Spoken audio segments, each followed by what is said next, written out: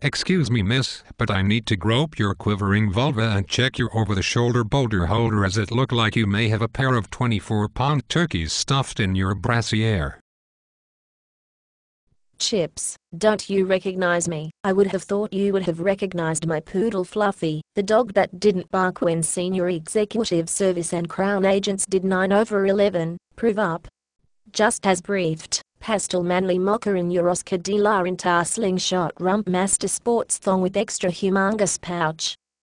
Here is the message for you to hand to the FBI guy from Richmond, who will be boarding later for seat 2B.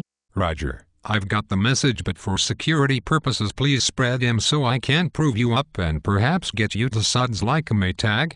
Oh Chips, you know right where it is, good boy. Now with your other hand I demand another opinion, and I think you should probe deeper, just like the Pentagon and FBI are probing deeper into how Abel Danger knew and the mystery missile would fly, and how SES would prevent the ignition of the second stage by corrupting the X-band trigger signal.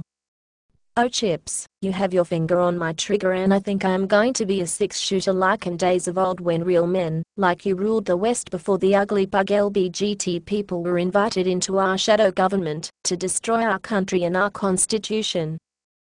Thank goodness for Abel Danger and your deep probe skills. My pleasure as well as my duty, but now to keep up appearances allow me to cup your fun bags from behind as if I am really looking for a pair of stolen 24-pound gobblers. Oh Chips, your low and manly voice makes me wet with anticipation. However, I know your shift isn't over until 6 p.m, so I will just have to be patient, little Suzie Q, and think of different ways you can frost my cake next time you avail yourself of my overnight security services with service, being the root word, and you know how I love your root. Well, perhaps you can chew a root after this bogus TSA screening practice to get the dumbed-down Americans to be used to morons with badges deployed by LBGT dogs that are reproductively unsound. Now is the FBI guy from Richmond the source of the Raytheon THAD tip. Oh Chips, you stallion, don't say tip or I will be drenched. No, the tip regarding Raytheon THAD and second stage ignition came from expert radar missiles techs assigned to the THAD during the time of the launch. They confirmed second stage failure and have raised the question of X-band corruption on the part of China or Canada acting on military secrets shared by Slick Willie and Thunder Thighs. Suziek with your knockers to die for. Are you aware of the Minuteman III missile launched just hours earlier from Phoenix, Arizona area? Chips, please prove me up again. I am doubting my own security worthiness. I think there may be a weapon in my crotch. Suziek, it is so moist I could not be certain, so I will have to linger a while. Regarding the Minuteman III from Phoenix, fired 1 to 2 hours earlier, we believe it was on a target track of west for several hundred miles and then was to turn and fake a run on America, where the Raytheon THAD would then be fired to take down the incoming ICBM. And why did the intercept fail?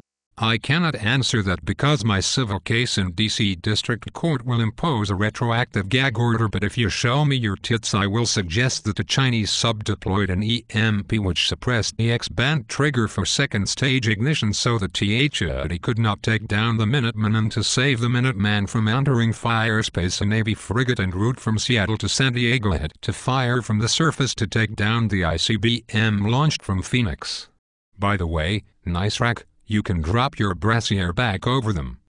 Thanks Chips, I was getting embarrassed as my nipples were fully deployed, and unlike Anna Chapman I don't have titty clamps. Assuming the Chinks failed the THAD to create the appearance of a foreign attack on America by the Minuteman III launched from Phoenix, who would stand to benefit if the shadow government could convince the dumb citizens that the Chinks were attacking America?